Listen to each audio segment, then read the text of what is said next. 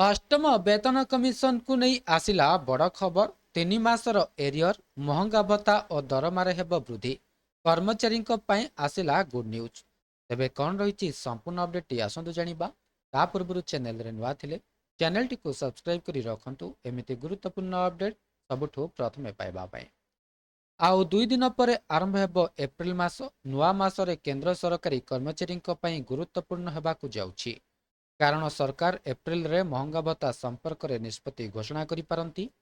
जदि यह घटे तेबे केंद्र सरकारी कर्मचारी माने केवल अधिक महंगा भत्तार उपकृत हेबे नहीं, बरं 3 मास पई बकेया मध्य पाइबे। वर्तमान महंगा भत्ता केते टंका मिलुछि?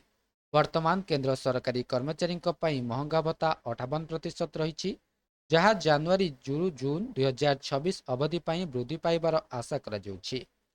ଏହି ବୃଦ୍ଧି 2-3% ମଧ୍ୟରେ ହୋଇପାରେ। ଯଦି ଏହା ହୁଏ ତେବେ କେନ୍ଦ୍ର ସରକାରୀ କର୍ମଚାରୀମାନେ ସେମାନଙ୍କର ଭତ୍ତା 60 କିମ୍ବା 61%କୁ ବୃଦ୍ଧି ପାଇବ।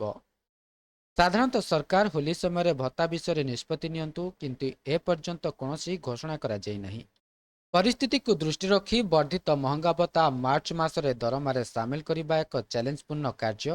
ଯଦି ସରକାର ଭତ୍ତା ଉପରେ ନିଷ୍ପତ୍ତି ନିଅନ୍ତି ତେବେ ଏହା ଏପ୍ରିଲ ମାସର ଦରମାରେ ପ୍ରତିଫଳିତ ହେବ ବୋଲି ଆଶା କରାଯାଉଛି। ଏହାର ଅର୍ଥ ହେଉଛି ସରକାରୀ କର୍ମଚାରୀମାନଙ୍କର ଏପ୍ରିଲ ମାସରେ ସିଧାସଳଖ ଦରମା ବୃଦ୍ଧି ପାଇବ। ଏହା ସହିତ ସମ୍ଭାବ୍ୟ ବକେୟା ଲାଭ ମଧ୍ୟ ମିଳିପାରେ। ଏହା ମନେ ରଖିବା ଗୁରୁତ୍ୱପୂର୍ଣ୍ଣ ଯେ ମହଙ୍ଗା ଭତ୍ତା ବର୍ଷକୁ 2 ଥର, ଯାହାକି ଜାନୁଆରୀ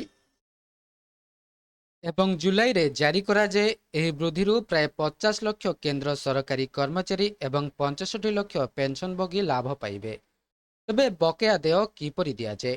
ମହଙ୍ଗା ଭତ୍ତା ବୃଦ୍ଧି ନିଷ୍ପତ୍ତି ଜାନୁଆରୀ 2026ରୁ କାର୍ଯ୍ୟକାରୀ ହେଲେ କର୍ମଚାରୀମାନେ ଜାନୁଆରୀ, ଫେବୃଆରୀ ଏବଂ ମାର୍ଚ୍ଚ ମାସର ବକେୟା ମଧ୍ୟ ପାଇପାରିବେ। ଏହି ବକେୟା ଦରମା ସହିତ ଏକକାଳୀନ ପ୍ରଦାନ କରାଯିବାର ସମ୍ଭାବନା ରହିଛି।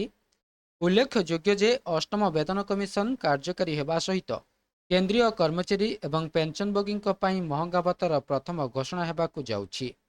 2025 ଡିସେମ୍ବର 31ରେ ସପ୍ତମ ବେତନ କମିଶନର କାର୍ଯ୍ୟକାଳ ଶେଷ ହେବା ପରେ ଅଷ୍ଟମ ବେତନ କମିଶନ 2026 ଜାନୁଆରୀ 1ରୁ କାର୍ଯ୍ୟକାରୀ ହେବ ବୋଲି ଚର୍ଚ୍ଚା ହେଉଛି।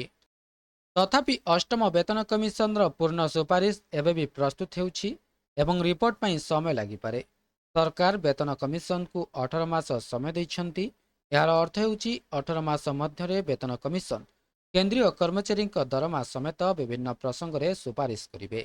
ଏହି ସମୟରେ ଏହି ମହଙ୍ଗା ଭତ୍ତା ବୃଦ୍ଧି ମୁଦ୍ରାସ୍ଫୀତିରୁ କିଛିଟା ମୁକ୍ତି ପ୍ରଦାନ କରିବ।